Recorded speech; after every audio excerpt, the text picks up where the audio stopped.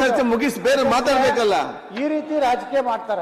ಆಯ್ತು ನೋಡ್ರಿ, ನೀವು ಹಾಕೋದಿದ್ರ ಇವತ್ತು ಎಂ ಬಿ ಪಾಲ್ ಹೋಗಿ ಅಮೆರಿಕಾದಾಗ ಅಟ್ ತಂದಿನಿ ಇಟ್ಟು ತಂದಿನ. ಆಯ್ತು, ಮುಂದೆ ಆ ಲುಲ್ಲು ಮಾಲ್ ನನಗೆ ರೆಡ್ ಕಾರ್ಪೆಟ್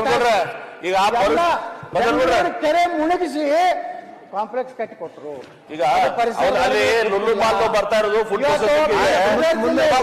ಇವತ್ತು ಅಧ್ಯಕ್ಷರೇ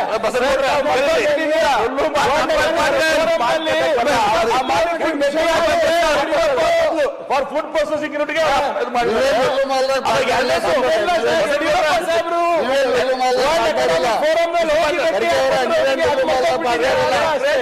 ಈಗ ಬಿಜಾಪುರ ಏರ್ಪೋರ್ಟ್ ಅದು ಎನ್ವಿರಾನ್ಮೆಂಟ್ ಸಲಹೆ ಹಿಡಿದಿದ್ದಾರೆ. ಎನ್ವಿರಾನ್ಮೆಂಟ್ ಕ್ಲಿಯರ್ ತಗೊಂಡಿಲ್ಲ, ಹಿಂದೆ ಪೀಡ್ ಬಿಡಿದ್ರು ಅಂತ ಹೇಳಿ ನೀವು ಪ್ರಯತ್ನ ಮಾಡ್ತಾ ಇದೀವಲ್ಲ. ಈಗ ವಿರೋಧ ಮಾಡಕತ್ತೀರಿ.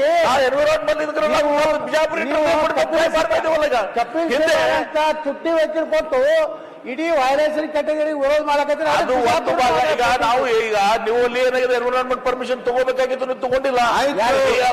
ನಮ್ಮ ವಿಮಾನ ನಿಲ್ದಾಣಕ್ಕೂ ತಗೋಬೇಕಾಗಿತ್ತು, ತಗೊಂಡಿಲ್ಲ. ಈಗ ನಾವು ಬರೆದಾಡ್ತಾ ಇದ್ದೀವಿ.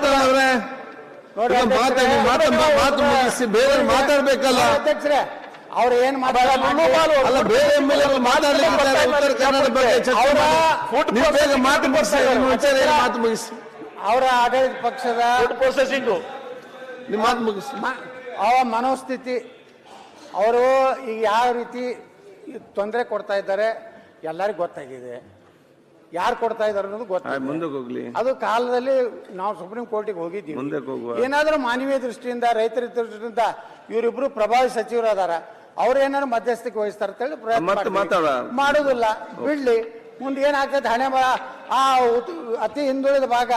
ಯಾಕಂದ್ರೆ ಅದು ಅಭಿವೃದ್ಧಿ ಆಗ್ಬಾರ್ದಿದ್ರೆ ಬಿಡ್ಲಿ.